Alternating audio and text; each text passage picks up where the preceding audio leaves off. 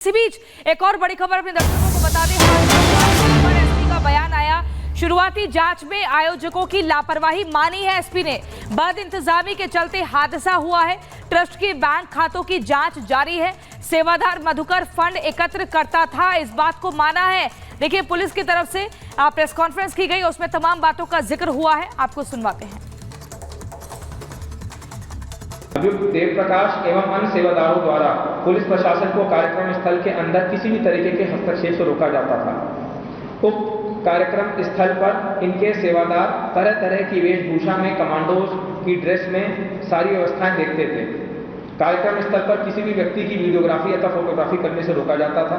इस प्रकार उक्त व्यवस्था को सही तरीके से नहीं किया गया एवं प्रशासन द्वारा निर्गत अनुमति पत्र में वर्णित अनेक शर्तों का उल्लंघन करते हुए यातायात व्यवस्था इत्यादि को प्रभावित किया गया।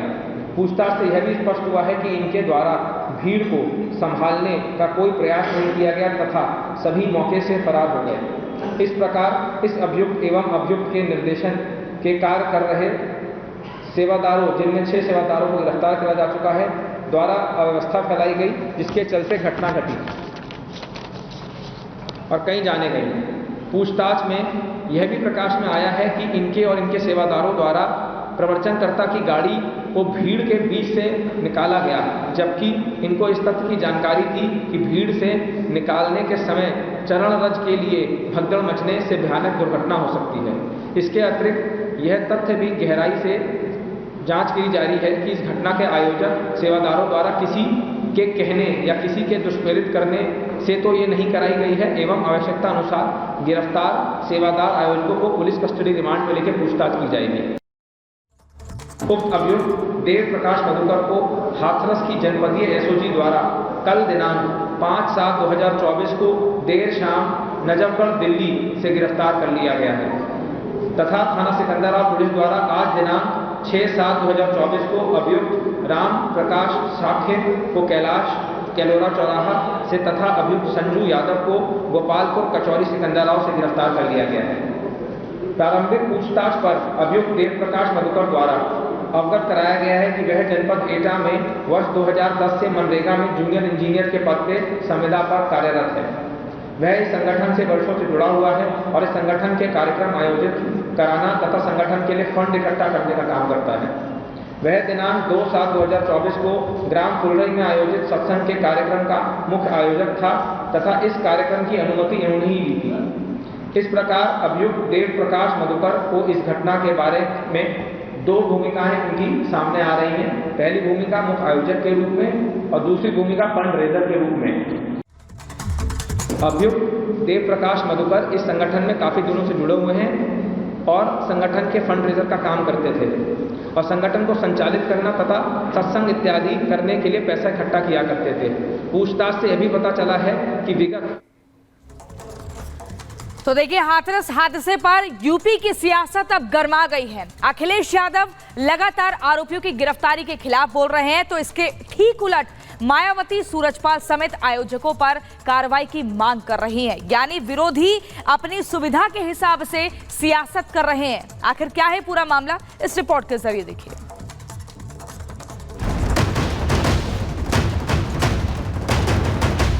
मुख्य आरोपी गिरफ्तार, खुलेंगे राज।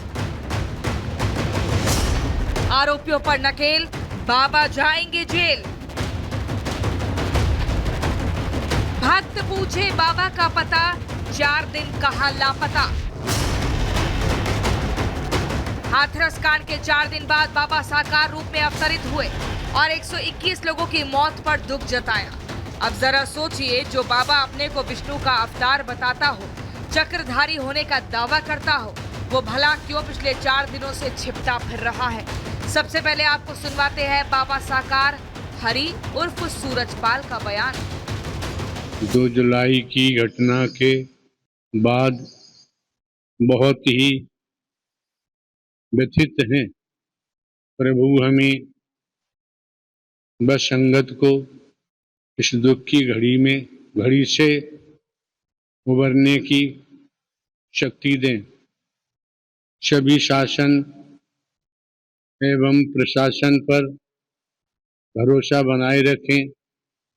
हमें विश्वास है जो भी उपद्रवकारी हैं वो बख्शे नहीं जाएंगे। चलिए 4 दिन से लापता बाबा कैमरे के सामने तो आए, लेकिन अब जरा बाबा साकार के वकील साहब की बात सुनिए। बाबा क्यों इतनी देर में आए तो जब आप लोगों ने कहा कि आना चाहिए तो वो आ गए। कानून का सामना करना चाहिए। कानून का सामना पूरी तरह से कर रहे हैं।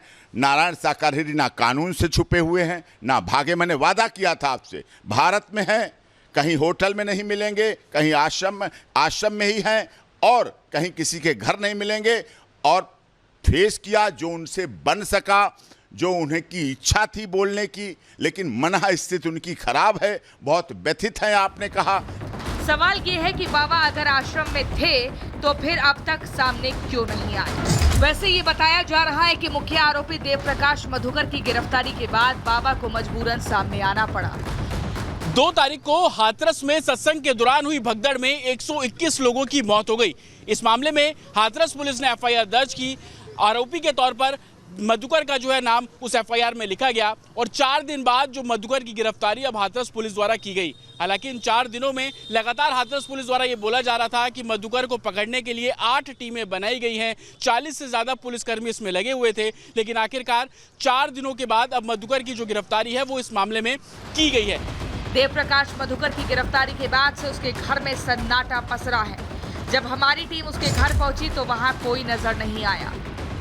भगदड़ मामले में मुख्य आरोपी देव प्रकाश मधुकर को पुलिस ने हिरासत में लिया है। दरअसल उनके वकील एपी सिंह ने बकायदा दावा किया कि उन्होंने खुद से आत्मसमर्पण किया है क्योंकि उनकी तबीयत ठीक नहीं थी और दिल्ली में उनका इलाज चल रहा था। पर घर की तस्वीरें दिखाएं हाथरस से तो उनके घर के बाहर अब भी ताला लगा हुआ है, अंदर परिवार के सदस्य नहीं है।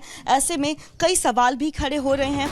हाथरस कांड में अब तक 6 आरोपी गिरफ्तार हो चुके हैं। जुडिशियल कमीशन जांच में जुट गई है और लोगों से हाथरस कांड के तह तक जाने की कोशिश कर रही है। एएनआई को बाबा मिल जाता है। उत्तर प्रदेश की पुलिस को अब हटा देना चाहिए। उत्तर प्रदेश के गृह मंत्री को हटा देना चाहिए। एएनआई को गृह मंत्री के रूप में कर लेना चाहिए। बाबा स्पष्ट रूप से सरकार पर भरोसा रखने की बात कर रहे हैं और सरकार बाबा के खिलाफ एफआईआर नहीं कर रही है। हाथरस कांड की जांच जारी है। मुख्य आरोपी गिरफ्तार हो चुका है और 4 दिनों से लापता बाबा सामने आ चुका है। ऐसे में उम्मीद है कि जल्द पता चल जाएगा कि हाथरस कांड हादसा है या साजिश। Bureau report, Republic Bharat.